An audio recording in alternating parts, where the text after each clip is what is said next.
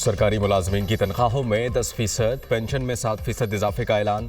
Opposition के शदीद शोर शराबे में आइंदा माली साल का 17,573 अरब रुपए का वफाकी बजट कौमी असम्बली में पेश।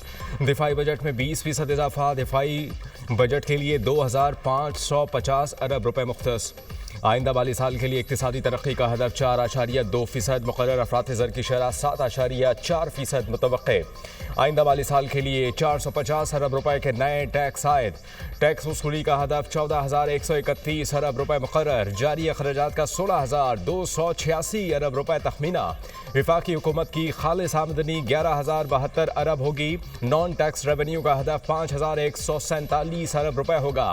वफाक की आइंदा माली साल आमदन के लिए 19,278 अरब रुपए का तखमीना। सूबों को 8,206 अरब रुपए दिए जाएंगे। कर्जों पर सूद की अदायगी के लिए 8,207 अरब रुपए मुख्तस। ग्रांट और सब्सिडी कीमत में 1,928 रुपए का बजट मुख्तस। पेंशन की अदायगी के लिए 1,055 अरब रुपए रखे जाएंगे। इसके अलावा PSDP कीमत में आइंदा माली साल के लिए 1,000 अरब का बजट मुख्तस। आइंदा माली साल के लिए वफाक का बजट खसारा 6,105 अरब रुपए होगा। तालीम के लिए 50 अरब 92 करोड़। सेहत के लिए 46 अरब रुपए मुख्तस। वज़ीर ख़जाना मोहम्मद औरंगज़ेब की बजट तकरीर। हुकूमत का मुसल्लह अफवाज के अफसरान और सोल्जर्स के लिए स्पेशल रिलीफ अलाउंस देने का ऐलान। शरीक हयात के इंतकाल के बाद पेंशन 10 साल तक महदूद। तनख्वाहदार तबके की सुनी गई। टैक्स स्लैब में कमी तजवीज़। सालाना 6 लाख रुपए तनख्वाहदार तबका टैक्स से मुस्तस्ना करार। सालाना 6 से 12 लाख रुपए तनख्वाह लेने वाले अफराद के लिए टैक्स की शरह में बड़ी कमी। इनकम टैक्स की शरह 5 से कम करके 1% करने की तजवीज़। 12 लाख आमदन पर टैक्स की रकम 30,000 से कम करके 6,000 की तजवीज़। 12 से 22 लाख रुपए तक का सालाना तनख्वाह पर 6,000 फिक्स टैक्स आयद। 11% टैक्स अलग से देना होगा। 22 से 32 लाख रुपए तक का सालाना फिक्स टैक्स 1,16,000 रुपए आयद। 23% टैक्स अलग से अदा करना होगा। 32 से 41 लाख का सालाना तनख्वाह पर 3,46,000 फिक्स टैक्स मुकर्रर। 30% इनकम टैक्स भी अदा करना पड़ेगा। 41 लाख से ऊपर सालाना तनख्वाह पर 6,16,000 फिक्स टैक्स आयद। बजट में 850 सीसी तक की छोटी गाड़ियों पर भी 18% सेल्स टैक्स आयद। 18% सेल्स टैक्स से कम शरह वाली गाड़ियों पर 18% टैक्स लगाया गया। ज़रा के शोबे में इस्तेहकाम और फ़रोग़ के लिए अमली कोशिशें। खाद और ज़रूरी अद्वियात पर कोई नया टैक्स नहीं लगाया। स्ट्रक्चरल रिफॉर्म्स मेरी अवली तरजीह है। कस्टम ड्यूटीज़ और दीगर टैक्सेस 5 साल में कम किए जाएंगे। ये हमारा ईस्ट एशिया मूवमेंट है। टैरिफ रिफॉर्म से एक्सपोर्ट इंडस्ट्री को फ़रोग़ मिलेगा। IT टेक्सटाइल फार्मा पर खुसूसी तवज्जो दे रहे हैं। एक्सपोर्ट को तरक्की दी। और वफाकी वज़ीर ख़जाना मोहम्मद औरंगज़ेब की प्रोग्राम दुनिया में हर बुखारी के साथ में गुफ्तगू। कहा कि हमारी समत वाज़ेह है। बजट हुकूमत की पॉलिसी का इशारा है। बजट में कम से कम नए टैक्सेस लगाए गए। कंस्ट्रक्शन सेक्टर को रिलीफ। ज़रूरी टैक्स सूबे इकट्ठा करेंगे। ज़रूरी टैक्स अब हकीकत है, सिर्फ बातें नहीं। टैक्स नेट में ट्रांजैक्शन कॉस्ट कम की है।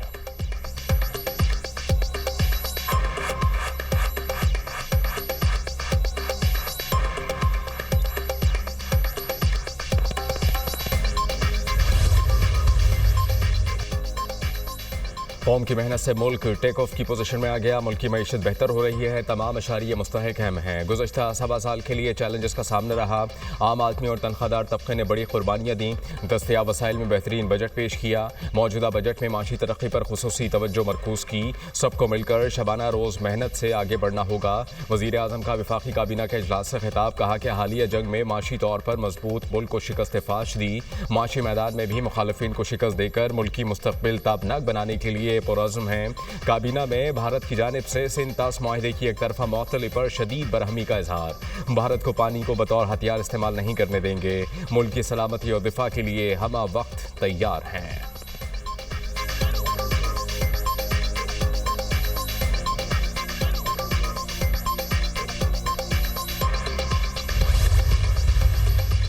सदर डोनाल्ड ट्रंप अपने दौर में मसला कश्मीर हल कर सकेंगे। انڈر سیکرٹری ایلس ہوکر کی پاکستانی وفد سے ملاقات۔ ایلس ہوکر نے پاک بھارت جنگ بندی کا اعادہ کیا۔ بلاول بھٹو کی قیادت میں پاکستانی وفد کے دورہ امریکہ پر توجہ۔ ترجمان محکمہ خارجہ کا رد عمل۔ ٹیمی بروس نے پریس کانفرنس کرتے ہوئے کہا کہ صدر ٹرمپ ہر قدم دنیا میں جنگوں کے خاتمے اور امن کے لیے قدم اٹھا رہے ہیں۔ ٹرمپ پاکستان اور بھارت کے درمیان تمام مسائل حل کرانا چاہتے ہیں۔ ان لوگوں کو مذاکرات کی ٹیبل پر بٹھایا جن کے بارے میں کوئی تصور بھی نہیں کر سکتا۔ بھارت اور پاکستان کے درمیان جنگ بندی ہو چکی۔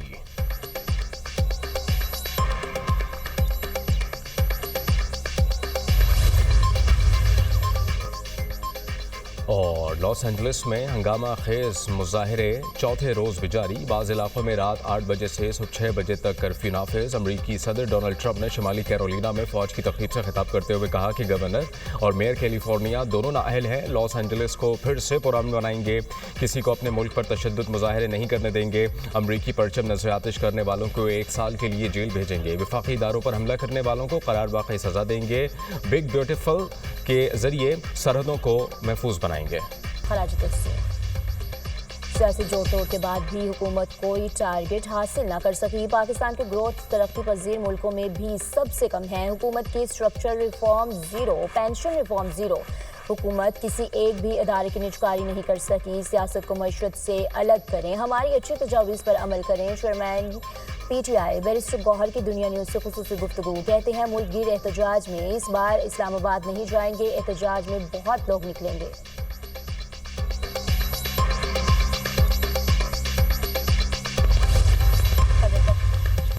خیبر پختونخوا میں ٹیکس فری بجٹ دیں گے، عوام پر کوئی نیا ٹیکس نہیں لگایا جائے گا۔ وزیر اعلیٰ علی امین گنڈا پور کا اعلان۔ کہا کے پی نے اب تک کوئی نیا قرضہ نہیں لیا، قرض ادائیگی کے لیے 150 ارب مختص کر رکھے ہیں۔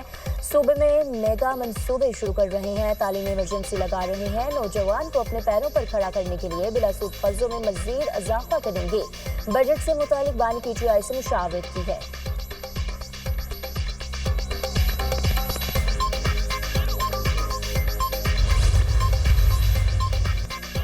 جنوبی ایشیا میں پائیدار امن کے لیے امریکہ کا فعال کردار نہایت اہم ہے۔ امریکہ کے ساتھ اسٹریٹجک شراکت داری کو مزید وسعت دینے کے خواہاں ہے۔ پاکستان مختلف شعبوں میں امریکہ کے لیے اسٹریٹجک پارٹنر کے طور پر ابھر رہا ہے۔ پنجاب میں امریکی سرمایہ کاری اور تعاون کے قائد مقدم کرتے ہیں۔ وزیر اعلیٰ پنجاب سے امریکی ناظم الامور نٹالی بیکر اور امریکی قونصل جنرل کرسٹین ہاکنز کی ملاقات۔ مریم نواز نے پاک بھارت کشیدگی میں امریکہ کے تعمیری کردار اور جنگ بندی میں تعاون کو سراہا۔ پاک امریکہ دیرینہ تعلقات کو مزید مستحکم بنانے پر گفتگو۔ باہمی دلچسپی کے شعبوں میں تعاون بڑھانے پر تفصیلی تبادلہ خیال۔ مریم نواز کی نٹالی بیکر کی بطور ناظم الامور متحرک اور مثبت کردار کی تعریف۔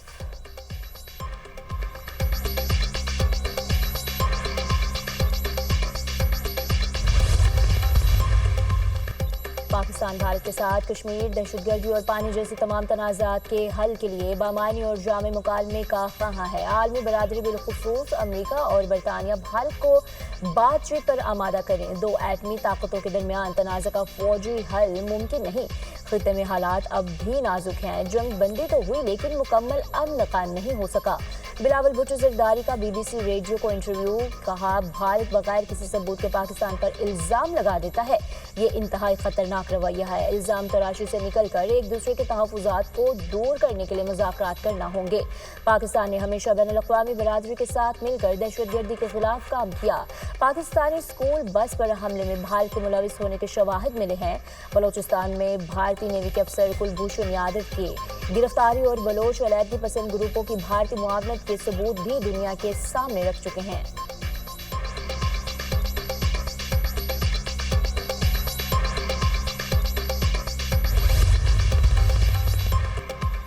اہل غزہ پر چھائے صہیونی دہشت گردی کے خونی بادل چھٹ نہ سکے۔ مزید 60 فلسطینی لقمہ اجل بن گئے۔ حماس رہنما اسد ابو شریع بھی شہداء میں شامل۔ شہادتوں کی مجموعی تعداد 54,950 ہو گئی۔ اسرائیلی فضائیہ نے جبالیہ، رفح سمیت مختلف علاقوں میں کیمپز اور گھروں کو نشانہ بنایا۔